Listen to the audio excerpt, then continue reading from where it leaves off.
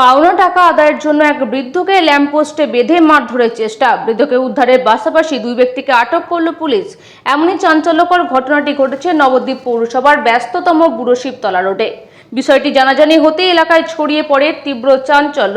স্থানীয় সূত্রে জানতে পারা যায়, থাইল্যান্ড কলোনির বাসিন্দা কানাই দেবনাথ নামক এক ব্যক্তির থেকে কয়েক মাস আগে তমালতলার বাসিন্দা অরূপ সাহা নামক এক বৃদ্ধ কাজ পাইয়ে দেওয়ার নামে দফায় দফায় 7,000 টাকা নেয় বলে অভিযোগ। টাকা দেওয়ার পরও কাজ না মেলায় পাওনা টাকা ফেরত চাইলে ওই বৃদ্ধ গড়িমসি করতে থাকে বলে অভিযোগ। ওই বৃদ্ধকে নাগালে পেয়ে কানাই দেবনাথ তার এক সহযোগীকে সঙ্গ নিয়ে শহরের ব্যস্ততম বুড়ো শিবতলা রোড এলাকায় নবীন দল ক্লাবের সামনে একটি ল্যাম্পপোস্টে বেঁধে বৃদ্ধকে উচিত শিক্ষা দেওয়ার জন্য তোড়জোড় শুরু করে।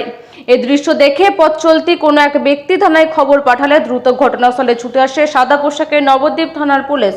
এরপর ওই বৃদ্ধকে উদ্ধারের পাশাপাশি দুই ব্যক্তিকে আটক করে নিয়ে যাওয়া হয় থানায়। এখানে একজনকে বয়স্ক মানুষকে টাকা পাবে বলে দুজন মারছিল, মানে মারার মতন ল্যাম্পপোস্টে বাঁধছিল। বেঁধেছিল, এটা কি বলবেন? এটা কি অন্যায় না ন্যায়? না, এটা টাকা পাবে সেটা তার জন্য সে আইন আছে, নিয়মকানুন আছে। তাই বলে আইন নিজের হাতে নেওয়া উচিত না, আমি যেটা মনে করি। মানে এই যে সম্প্রতি চোপড়ায় একটা ঘটনা হলো, গণপিটুনি হচ্ছে, গণপিটুনি হচ্ছে, এটা কি ঠিক না? তো এটা আইনটা আছে, আইন চলবে আইনের পথে।